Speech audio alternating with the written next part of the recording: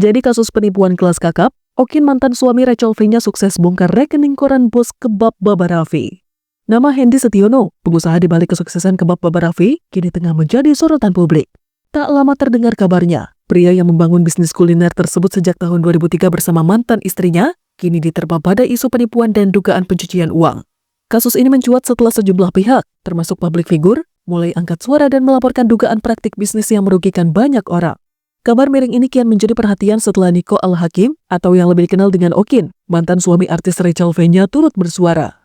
Okin mengungkapkan keresahannya sebagai pemegang saham yang kesulitan mendapatkan transparansi keuangan dari perusahaan yang dikelola Hendy Setiono. Melalui akun media sosialnya, Okin bahkan mengaku telah melayangkan somasi hingga akhirnya melaporkan Hendy ke Barreskrim Polri atas dugaan tindak pidana pencucian uang atau TPPU. Sebagai sesama pemegang saham, minta rekening koran aja susahnya minta ampun. Sampai lewat somasi 1, 2, 3, sampai akhirnya bikin LP di Barreskrim atas dasar TPPU, tulis Okin dalam unggahannya di media sosial. Tak berhenti di situ, Okin mengungkapkan reaksi Hendy Setiono setelah laporan polisi yang ia layangkan naik ke tahap penyidikan. Menurutnya, Hendy sempat meminta pertemuan secara pribadi dan bahkan memohon agar laporan tersebut dicabut.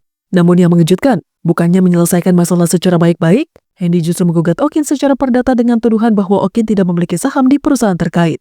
Sekarang dia malah gugat gue perdata dengan dalih gue nggak punya saham di TF. Itu WTF. Aneh banget ya, kalau nggak punya saham. Kenapa selama 2 tahun awal gaji plus dikasih dividen? Kata Okin.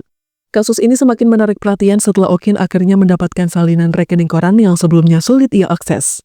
Dari hasil pemeriksaan tersebut, ia mengklaim menemukan kejanggalan dalam mutasi debit kredit, yang diduga sebagai bukti adanya aliran dana yang mencurigakan.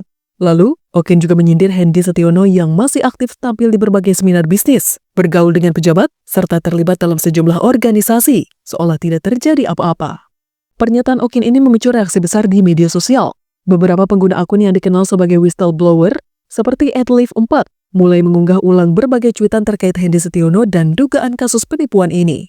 Mereka berbagi pengalaman terkait dugaan praktik bisnis yang merugikan serta ketidaktransparan yang mereka rasakan selama berurusan dengan perusahaan Hendy Setiono. Kasus ini masih terus berkembang dan publik menunggu langkah hukum lebih lanjut dari pihak berwenang.